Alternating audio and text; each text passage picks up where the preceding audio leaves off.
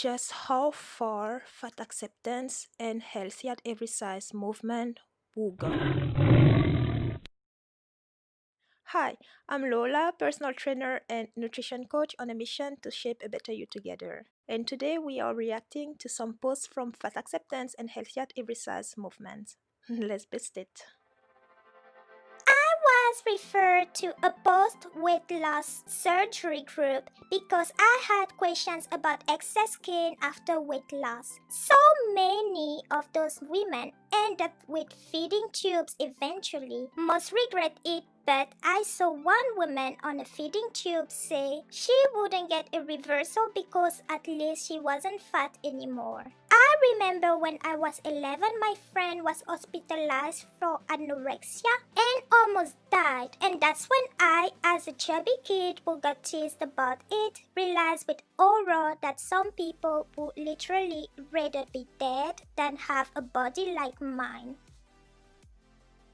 Those people are wrong, and they honestly insult every fat person with their attitude that thinness is the most important thing for a woman to achieve. No, just no. You are the one who's wrong because you are making someone else disease, someone else illness about you. That's wrong. You are wrong. Anorexia is a serious illness. It is a mental illness. And unless you are the person affected by it, it is not about you. So stop playing the victim because you really are not. You are obese because of your own doing. And you can change that. So how about you stop seeing yourself as the center of the universe and start having compassion for others, because the world does not revolve around you. Flat stomach really need to stop being a thing people expect from others. Like, what the do you mean I need a flat stomach when I have 7 meters of intestine in me? No, no one is saying that you have to have a flat belly. No one is forcing you to have a flat belly. And everyone who has a flat belly most certainly have intestine about the same length. So if your belly is bulgy because of your intestine, no dear, you need to see a doctor because that will be a serious condition to take care of immediately. And your lack of focus, dedication, resilience, and will are the reason why you feel bad about your body, not everyone else. Because if you wanted a flat belly, you would work for it instead of standing there or even sitting there blaming other people for your failures. Hello lovely people, I'm a happy 31-year-old who loves anti-diet and is very pro health at every size and most of the time love existing in my large body. I've in recent years managed to untangle myself from the messy web of constant yo-yo dieting and learn to listen to my body, trust it knows what I need, and practice a lot of acceptance that I can be worthy, beautiful, and live in a bigger body. This was all going well. I haven't owned a scale in about 2 years. However, for the last year, I've been trying to have a baby and unfortunately suffer from recurrent miscarriages. I have been seeking specialist help to get to the bottom of it and have an amazingly supportive general practitioner. But unfortunately, like many medical industries, the fertility space is incredibly fat-phobic. And although it's unlikely my weight has anything to do with my issues, I've been advised they want me to lower my BMI as part of my treatment plan. I should specify I am a small fat, so while they may be jerks, they will treat me, which I am aware is a privilege given how many women are denied fertility treatments based on the BMI system. I got quite emotional about it today and protested, explained that I didn't think forcibly shrinking myself was going to help me physically or emotionally. And while they were very apologetic, I am left feeling like if I refuse to try and shrink myself, it somehow reflects on me not wanting a baby badly enough.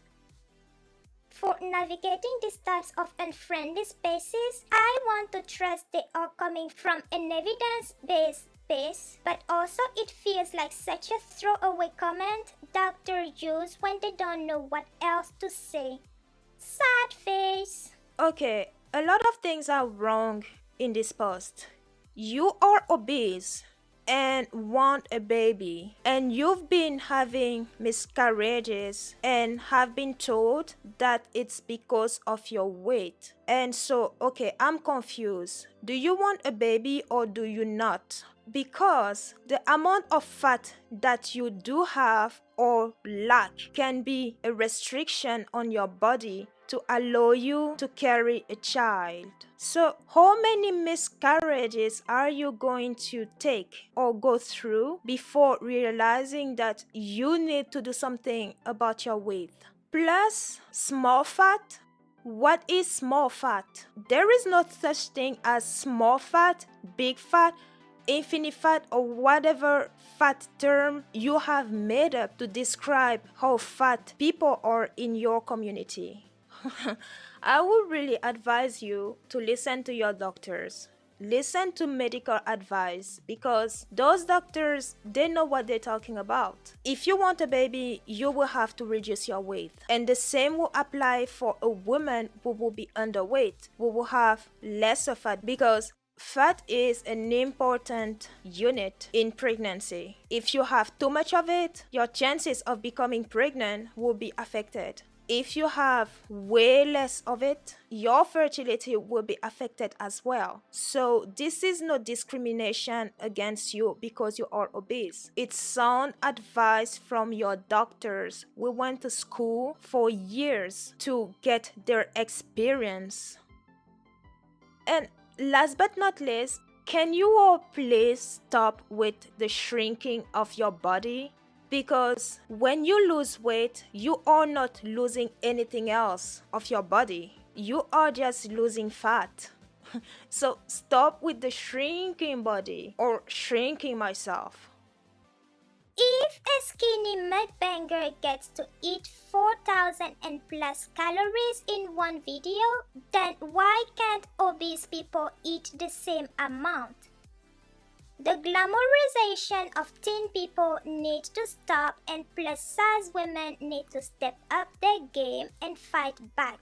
First of all, I want to divert a little bit. Mukbangs are from the Korean culture. Would that be cultural appropriation? And if so, why would you appropriate someone else's culture just because it will make you feel good? Do you see where I'm trying to go with this? Plus, mukbangs have a lot of health ramification. Not because you see people stuffing their faces with that much food, that much unhealthy food, that it means it doesn't do anything to them. The long-term ramifications include weight gain with other conditions that come with that. Plus, obese people doing mukbangs? No, just no. The number one reason is, in my opinion, mukbangs are disgusting. It doesn't matter whether the person is thin or obese, it is disgusting. And second of all, an obese doing mukbangs is just suicide. Why would you want to stuff your face with that much unhealthy food? Haven't you done that your whole life already? So yeah, no. As an obese person, you should stay away from mukbangs. What fears hold you back from giving yourself unconditional permission to eat all foods? Why do you think that the rest of us who are not obese don't have unconditional permission to eat all food? We just happen to have way too much love for ourselves and want ourselves to live as long as possible and as healthy as possible. Us not obese people have the choice to eat all the food we want. We also choose not to because we value our health more, something you apparently don't do. So with all the choices that we have, whether it's eat all food or eat with moderation or not eat all food at all.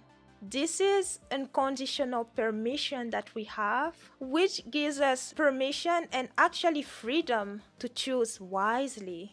And many of us have goals, and that includes living as long as possible and as healthy as possible. Besides, what fear holds us back? Maybe that little thing called obesity. Wait, that's a big thing actually. The pursuit of thinness is rooted in anti-blackness.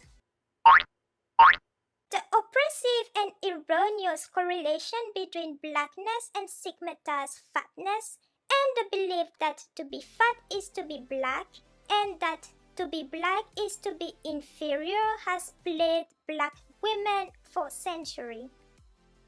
Black women have a long history of being degraded because of our hair, skin color, and our bodies. Even our facial features are considered less than attractive than compared to our white counterparts. Contouring our noses, this beauty trend is racist. Historically, the racist message has been that to be black is to be savage, violent, hypersexual, and unrestrained in all aspects of life, deserving of subjugation. To be black has been erroneously yet deliberately linked with being greedy and fat, and to be fat has been deemed to be wrong, sinful, and a maker of one's merit and value, thus resulting in further stigmatization and oppression. Beliefs, judgments, and stigma around fatness are dehumanizing, and those suffering must have always been black women. And the phobia of fatness continues to be reinforced in every sector of our society. And instead of us rejecting the belief that to be fat is to be wrong and undeserving of dignity and humanity, we internalize it. Thus, we seek the speedo antidote, the intentional pursuit to be thin by any means necessary in an attempt to distinguish oneself from this fatness which is equated to blackness. Ultimately, the pursuit of thinness at its core is anti-blackness. So there is no wonder so many white women are striving to be thin. And there is no wonder so many black women struggle with embracing the skin and bodies we are in. Pursuing thinness is yet another way white supremacy works to maintain itself by aiming to distinguish white folks from black folks to further justify the racial hierarchy that exists. Okay, there is a lot to unload here. First of all, what's up with the X in women? Plus, being fat is the same as being black? Hold on a minute. What does race have to do with it? Okay, I'm going to try and dissect this. This is apparently coming from an obese black woman. And as a black woman, I understand many things of what she is saying. It is true that racism exists. You made valid point, but I have to stop you right there. I mean, I'm not going to get too much into racial part here, but how dare you say that being fat or obese is the same as being black? As a black woman, you should be ashamed to say such thing. Obese people are not targeted because they're obese. Obese people are not lynched in the streets. Obese people are not denied opportunities in work and everywhere else as black people are. Obese people are not targeted by the police and killed in daylight. Obese people are not arrested for no reason. Obese people are not killed for no reason. Obese people are not harassed just because they exist. Obese people have higher chances to come back home when they leave their home, if they leave their home. Jails, in the country are not filled with obese people. And the majority of the people in jail are not the obese population. Obese people are not denied medical service and treatment because they are obese. You refuse the treatment because you are obese. You refuse the treatment because you don't want to do what it takes to get that treatment, which is lose some fat. You have a choice. Black people don't. Obese women don't have a higher rate of pregnancy-related death as black women do. Obese people don't have higher chances or the highest chance to be arrested for anything, including no reason in this country. And if obese people use drugs, they are not more likely than anyone else to be arrested and punished more harshly than anyone else. Obese people don't get their resume tossed out just because of their name. So I say, as a black woman, you should be very ashamed of your word.